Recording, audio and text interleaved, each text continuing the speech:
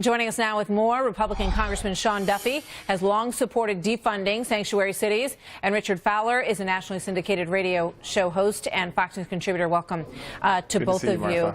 Good to see both of you, too. You know, it's interesting. Trace touched on so much of this is financial. You know, when it goes back to these cities and towns, they're basically saying, you know, it's not that we don't necessarily want to uphold the law. It's that we don't want to get involved in the whole business of immigration. We don't want to incarcerate people. We don't want to process them.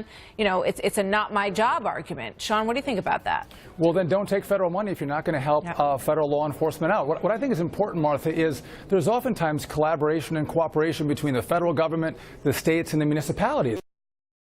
And here we have Donald Trump saying, I made a pledge to the American people that I'm going to help keep you safe. And when there's a detainer request that comes out from ICE, that's a hold request to say we have some very violent individuals who are here unlawfully. And we want you to hold them for us so we can, whether we're going to arraign them, we're going to prosecute them, or we're going to deport them. And these communities say no to that. That is absolutely outrageous. It doesn't keep the community safe. It actually makes it more dangerous. But then when you have good people who've come here unlawfully and are actually working, trying to raise a family, you sully their name and their reputation by lumping them in with the worst criminals in our community. So I think this is outrageous that these mayors are taking this position.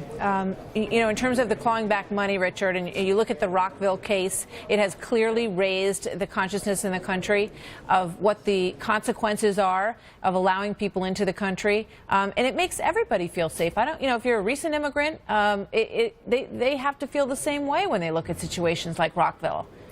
Oh, absolutely. Here's the thing. If you are a violent criminal, you should not be in this country, especially if you're illegal. Right? With that being said, I agree with the congressman. For those individuals who came here illegally, who are working and really trying to achieve the American dream, we've got to meet them halfway. Donald Trump and Congressman Duffy, they have the majority in the House and the Senate, and they have the White House. So instead of using these stopgap measures to treat the symptoms, let's work on treating the cure. Comprehensive immigration reform right now. Why can't you do both at the same time? We can, but there's not even a comprehensive immigration reform bill on the floor in the House. And that's the question. Donald Trump has the House. You want to respond to that?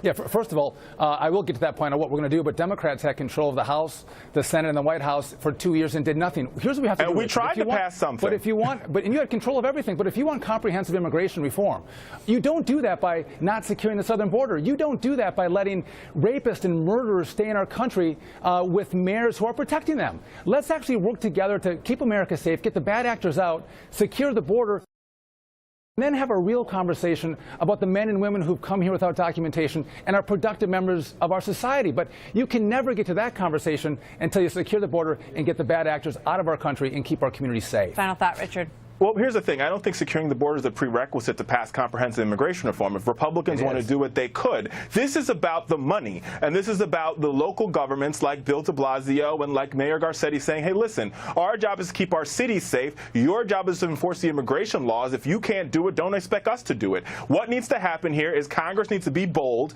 Instead of working on tax reform, this issue is more immediate because we have 11 million people here living in the shadows. Let's pass comprehensive immigration reform. They have all chambers. Let's get it done. You're saying, Richard, but there's no reason why you can't do both at the same time, and there's no reason why Donald Trump is already going to build the wall, can't uphold the law and enforce the law that's already on the books.